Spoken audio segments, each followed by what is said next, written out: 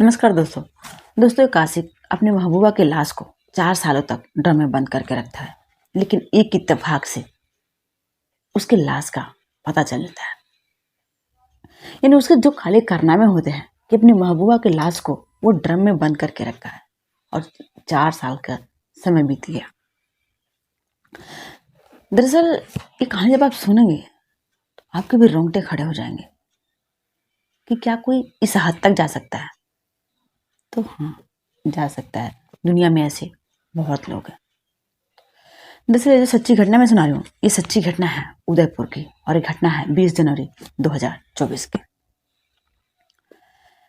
20 जनवरी को उदयपुर पुलिस को एक मुखबिर का फोन जाता है कि एक आदमी है जो हथियार का हेराफेरी करता है, काला धंधा करता है। अब मुखबिर के बताए गए आधार पर ही पुलिस उस जगह पर पहुंचती है, तो फिर उस डीलर को पकड़ती है। यानी जो हथियार का हेराफेरी करता है, इधर उधर बेचता है, इधर उधर खरीदता है। पुलिस जब उसके पास पहुंचती है तो उससे पूछती है कि तुम बताओ, तुम किसको किसको हथियार बेचे हो, कहाँ कहाँ से लाते हो, तुम कौन कौन से आदमी को कौन कौन से हथियार कितने कितने रुपए में बेचे हो। फिर वो अलग अलग नाम बताता है। फिर पुलिस उन जो अलग अलग नाम बताता है उन सबको पुलिस उठाने लगती है। उसी नामों में से एक और नाम बताता है जिसका नाम होता है राहुल। वो डीलर कहता है कि एक आदमी है जो उदयपुर के राजसमंद में रहता है, जिसकी उम्र 44 साल के आसपास है। उसको हमने 4 साल पहले एक पिस्टल दी थी, जो मंदिर का पुजारी है। यानी उदयपुर का एक मंदिर है जिसका नाम है दिल्ली गेट। उस मंदिर में वो पुजारी है, उसको भी हमने 4 साल पहले एक पिस्टल दी थी, और फिर वो पिस्टल हमें दिया नहीं। अब पुलिस सोचती है कि एक मंदिर का पुजारी वो पिस्टल लेके भला क्या करेगा। आखिर वो मंदिर का पुजारी है, उसको पिस्टल की क्या जरूरत पड़ेगी। फिर वहां पे जाती है पुलिस, यानी उस मंदिर पे जो मंदिर का पुजारी है। वहां पे पता चलता है कि जो पुजारी है वो यहाँ पे यानी इस मंदिर में रहता नहीं है। वो चाय पत्ती का जो बिजनेस है वो शुरू कर दिया है।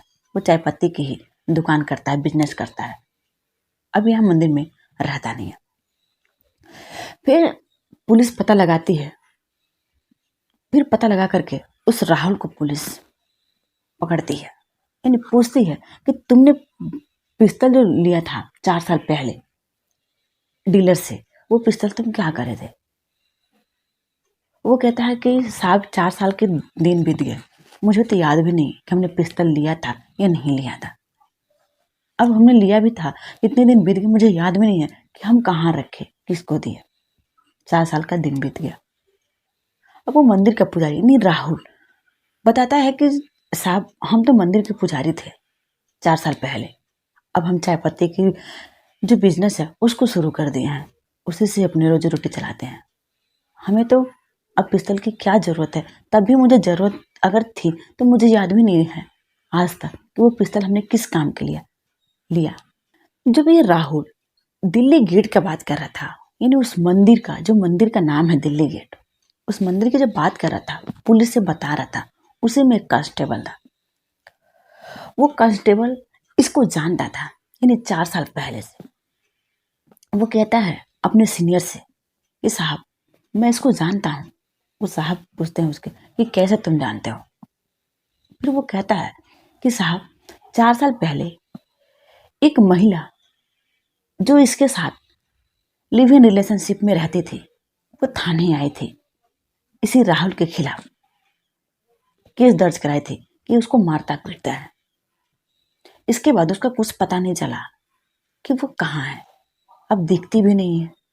फिर पुलिस के अफसर पूछते हैं राहुल से कि तुम्हारे साथ जो तुम्हारी रिलेशनशिप में जो महिला रह रही थी तुम्हारे साथ, जिसका नाम भानुप्रिया था, वो कहाँ है। तो राहुल कहता है कि साहब वो तो हमें छोड़ करके 4 साल पहले ही पता नहीं कहाँ चली गई। वो हमें कुछ बताई भी नहीं और अचानक चली गई। हमने बहुत उसे संपर्क किया लेकिन हमारा संपर्क उसके नहीं हो पाया। अब मुझे नहीं पता है कि वो कहाँ गई। पुलिस इसके साथ लिव इन रिलेशनशिप में रह रही थी 4 साल पहले, लेकिन अब वो गायब है, कहीं दिखती भी नहीं है। तो 4 साल पहले जब वो गायब हुई थी, तो जो उसके रिलेशन वाले थे और उसके परिवार वाले थे, यानी भानुप्रिया के, वो थाने में उसके गुमशुदगी का रिपोर्ट दर्ज कराए थे। अब पुलिस उसका जो गुमशुदगी का रिपोर्ट था, जो परिजन थे, वहां से पुलिस उसके परिजन का पता ढूंढती है, लेती है और फिर परिजन से संपर्क करती है। तो उसकी एक बहन होती है भानुप्रिया की, उसे पुलिस संपर्क करती है। फिर पूछती है भानुप्रिया की बहन से कि भानुप्रिया कहाँ गई।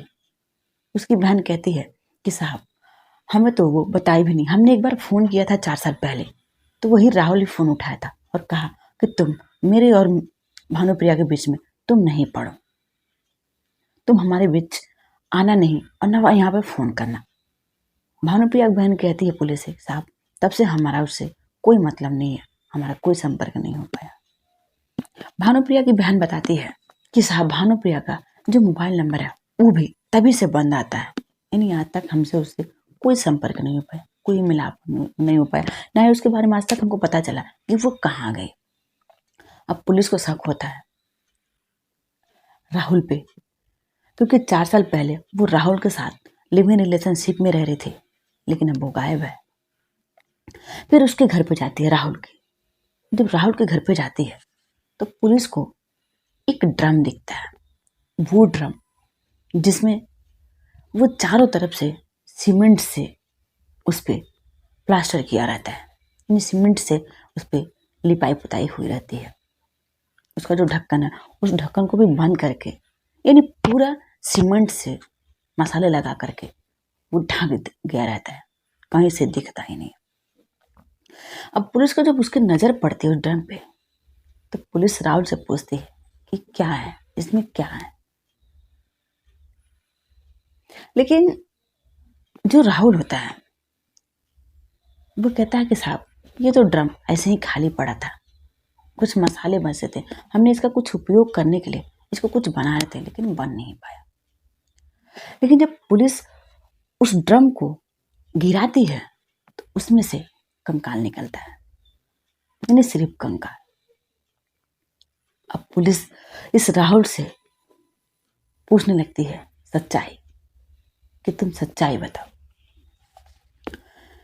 फिर वो बताता है, दरअसल जो भानुप्रिया थी वो शादीशुदा थी, उसका एक बच्चा था, लेकिन पति से अक्सर लड़ाई झगड़ा होता रहता था। फिर एक रोज वो पति से झगड़ा उड़ा कुछ हुआ था, वो आकर के उसी दिल्ली गेट का जो मंदिर था उसके बाहर वो बैठी थी। ये जो राहुल था मंदिर का पुजारी था, वो रो रही थी अपने बच्चे के साथ। तो जब देखता है राहुल, इसको तरस आता है, पूछता है कि तुम क्यों रो रही हो, तुम्हारा एक बच्चा है, तुम इस बच्चे के साथ क्यों रो रही हो, क्या बात है।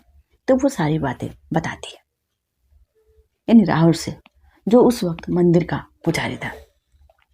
फिर उसको ये खाना फिर सोने की व्यवस्था करता है, 2 दिन 4 दिन वहीं पे वो रहती है। फिर वो बीच में घर चली जाती है, लेकिन कहीं ना कहीं जो भानुप्रिया थी उससे और राहुल से दोनों का लगाव हो गया। फिर जो भानुप्रिया थी अपने पति से तलाक लेती है और इस राहुल के साथ रहने लगती है, लेकिन अभी तक वो शादी नहीं की थी, यानी राहुल के साथ तलाक तो ले ली थी पर वो अभी शादी नहीं करी थी राहुल के साथ, लेकिन इसके साथ वो लिव इन रिलेशनशिप में रह रही थी कहीं क्वार्टर लेकर के। लेकिन जो भानुप्रिया थी वो उससे राहुल से लीगल तरीके से शादी करके उसके साथ रहना चाहती थी, उसकी पत्नी बनना चाहती थी। वो बार बार कहती थी कि हम लोग ऐसे ही कब तक रहेंगे, कब तक हम लोग शादी नहीं करेंगे, शादी कर लेंगे फिर किसी को ऐतराज नहीं होगा। लेकिन जो राहुल था वो बार बार टालता रहता था। ये जो राहुल था ये जहां पे रहता था ये किसी दूसरे के घर में क्वार्टर लेकर के रहता था और वहीं पे ये भी रहती थी भानुप्रिया। लेकिन राहुल बार बार शादी के बात को टालता रहता था और इस बात को लेकर के दोनों के बीच अब झगड़ा होने लगा। इसी बात को लेकर के इन दोनों के बीच इस कदर झगड़ा बढ़ता है कि जो राहुल होता है वो राहुल भानुप्रिया के गला दबाता है, इस कदर दबाता है कि उसकी मौत हो जाती है, उसकी सांसें उखड़ जाती है। अब राहुल सोचता है कि हम करे तो करे क्या। यानी जिस मकान में रह रहा था उस मकान में कोई और नहीं रह रहा था, क्योंकि लॉकडाउन का समय चल रहा था। अक्सर लोग शहर से अपने गांव भाग रहे थे, अपने घर भाग रहे थे। तो कोरोना की वजह से वो जो मकान था, वो मकान मालिक भी वहां पे नहीं था, सिर्फ यही था, यानी राहुल और भानुप्रिया। अब वहीं पे हत्या कर देता है, और हत्या करने के बाद ये सोचता है कि अब इसकी लाश को कहाँ ठिकाने लगाए, क्योंकि लॉकडाउन का समय चल रहा था। अब ये बाहर लाश को लेकर के जा नहीं सकता था। ये जो राहुल था, इसको क्राइम पेट्रोल देखने का बहुत शौक था। ये क्राइम पेट्रोल का एक भी एपिसोड छोड़ता नहीं था, सारे एपिसोड देखता था, कुछ डाउनलोड करके रखता था। फिर ये जिस रात भानुप्रिया की हत्या किया, इसके बाद इत्मीनान से वो यूट्यूब पर बैठ करके क्राइम पेट्रोल का 774 एपिसोड, यानी 774 वाला एपिसोड ये देखता है। उसमें उसी तरह से किया गया था जैसे एक ड्रम में उस लाश को छुपाता है, और छुपाने के बाद ऊपर से प्लास्टर से, सीमेंट से उसको प्लास्टर कर देता है। ठीक वैसे ही ये जो राहुल था, वैसे ही भानुप्रिया के साथ किया। इत्तेफाक से उसके घर में एक ड्रम भी था, और उस ड्रम में उसके लाश को, यानी भानुप्रिया के लाश को टुकड़े टुकड़े में काट करके उसमें डाला, और डालने के बाद वो सीमेंट लेके आया दुकान से खरीद के। फिर घर में ही वो मसाले बना करके, और उस ड्रम में लाश डालने के बाद ऊपर से उसको चारों तरफ से प्लास्टर कर दिया। लेकिन जो नीचे का हिस्सा था वो वैसे ही था, यानी उसके नीचे वो प्लास्टर नहीं किया था, उसको करना भूल गया होगा।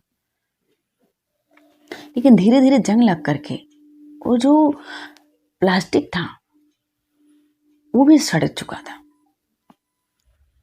और जब पुलिस ड्रम को ऐसे नीचे गिराती है, जो उसमें से कंकाल होता है वो बाहर निकलता है। इस तरह से ये जो राहुल था, ये भानुप्रिया की हत्या कर दिया था। जब मीडिया वाले इससे सवाल करते हैं कि क्या तुमने मारा भानुप्रिया के, तो वो कहा कि हाँ, हमने ही मारा, भानुप्रिया की हत्या हमने ही किया, हमें कोई अफसोस नहीं है, हमें कोई पछतावा नहीं है। लेकिन जब वो कोर्ट में जाता है तो वो कहता है हमने तो मारा ही नहीं, हम तो किसी भानुप्रिया को जानते ही नहीं। वो क्यों इसलिए कह रहा था, दरअसल कोर्ट में जो वकील कहते हैं वही मुजरिम बोलते हैं, वैसे वैसे ही बोलते हैं। शायद इसी वजह से वो जब कोर्ट में पहुंचा तो वहाँ मुकर गया। वो बोला कि हम तो जानते ही नहीं भानुप्रिया को। जब वो मीडिया वाले के सामने कह रहा था कि हमने ही मारा है, हमें इस बात का कोई पछतावा नहीं है, वही जाकर के कोर्ट में मुकर गया। दोस्तों, प्यार को पाना ही सिर्फ प्यार का मकसद नहीं है। प्यार में किसी की जान लेना ये प्यार नहीं है। अगर प्यार कर रहे हो तो निभाओ। उसको जान से मार देने से प्यार तो हासिल नहीं होगा। दोस्तों, हमारे कहानी सुनने का मकसद किसी को परेशान करना नहीं, किसी को विचलित करना नहीं, किसी के भावनाओं को ठेस पहुंचाना नहीं, बल्कि आप लोग को सतर्क करना। समाज में कैसी कैसी घटनाएं हो रही है, हमारे कहानी के माध्यम से आप लोग को जागरूक करना, सतर्क करना। जय हिंद, जय भारत।